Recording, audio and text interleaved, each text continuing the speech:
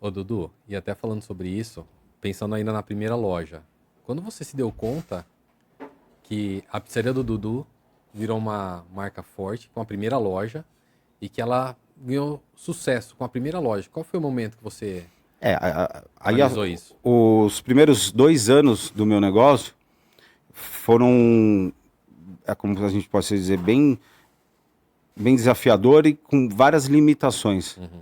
de espaço, né? Então, eu estava naquele espacinho de 60 metros quadrados, atendia balcão, mesa e delivery. E o delivery sempre foi o forte. E eu já, quando eu abri o meu negócio, eu já sabia que era porque eu vinha de uma pizzaria que 80% era delivery. E o meu negócio ia ser diferente.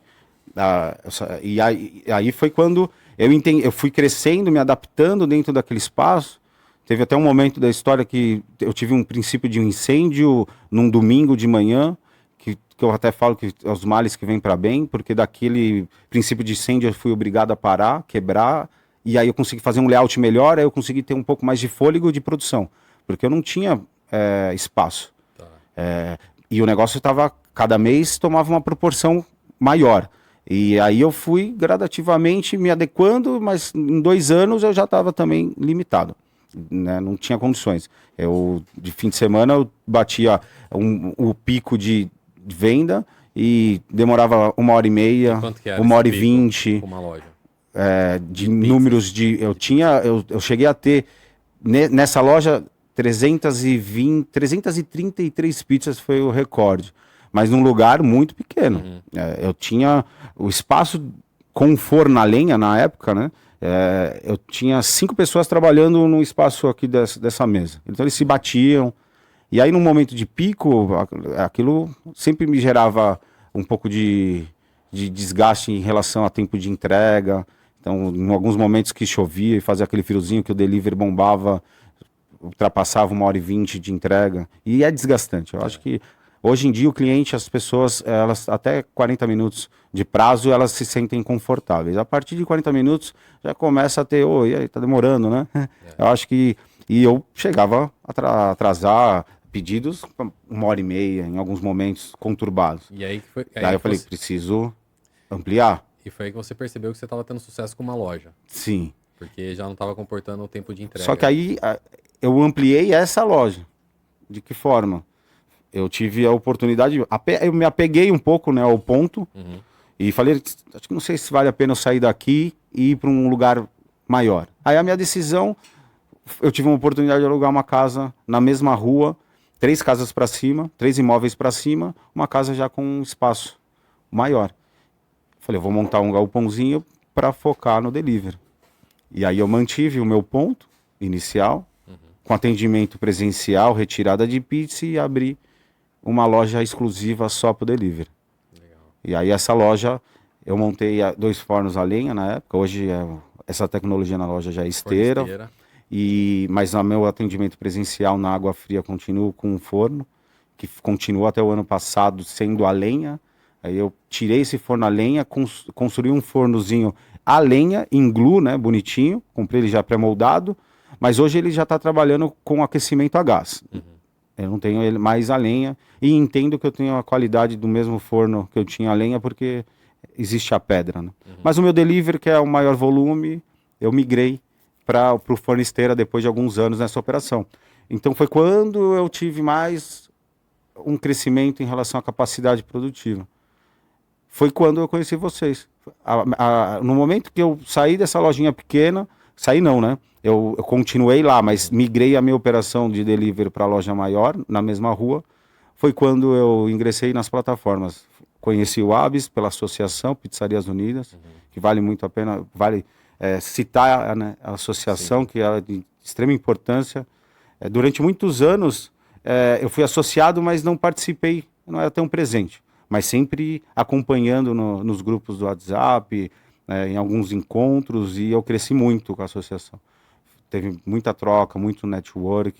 De 2 anos para cá, eu comecei a ter uma interação um pouco melhor, né? Uhum. Desculpa, Imagina. e meu celular está no silencioso, mas Fica tranquilo. o, o que ativou aqui, ligou Po- é o Podcast é isso Quase. mesmo, cara. É Faz um parte. bate-papo. E aí, a associação, nos últimos anos, eu tentei me envolver mais, participar. Inclusive, vou participar agora na Fispal, no último dia, que eles têm um stand e tem uma parceria com a Conexão Pizza. E eles me chamaram junto com mais 2 participantes para a gente falar no último dia lá sobre do forno ao feed, que é exatamente isso, o que a gente está fazendo nas redes sociais, que a gente está se mostrando, aparecendo. A gente vai fazer um debate. E fiz uma viagem agora, esse ano. Primeira viagem, não foi a primeira internacional, porque eu já tinha ido para conhecer Buenos Aires, mas fiz uma viagem com a associação. Agora, o grupo, foram 15 pessoas, a gente foi para Las Vegas, na maior feira de pizza. Aí depois passeamos em Nova York. Cara, a associação é incrível. É incrível. Ela tem pessoas incríveis dentro da associação, né, fomentando o mercado de pizza. O Gustavo foi hoje ele é o vice-presidente, mas já foi o presidente. O Leandro hoje é o presidente. O Gustavo é muito presente, ele é um cara muito dedicado a fomentar, né, e fazer esse mercado se fortalecer através dessa união. E foi eles que vocês tinham, foi logo, acho que quando vocês fecharam parceria, tinha o descontão na isenção. Falei, olha, essa tecnologia aqui é o que eu preciso para o meu negócio. Que legal.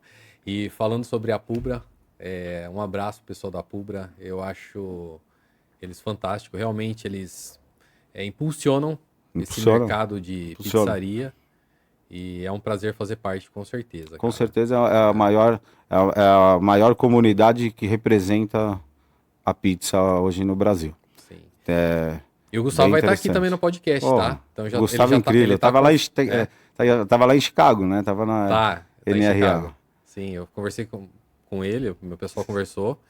E aí ele retornando, ele vai vir aqui pro podcast, já tá marcado também. E Dudu, até falando sobre isso, né? Essa mudança que você teve do forno a lenha para o forno esteira, como que foi esse processo de mudança, aceitação, se teve medo, se não teve, o pessoal aceitou de boa, como que foi? Esse processo até hoje, em alguns momentos, eles são questionados, né?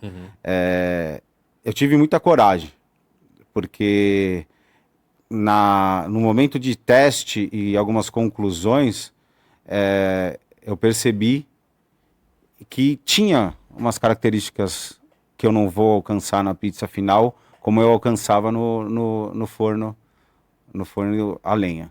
Mas era, no meu ponto de vista, algo meio que imperceptível, dependendo da análise, né, da pessoa.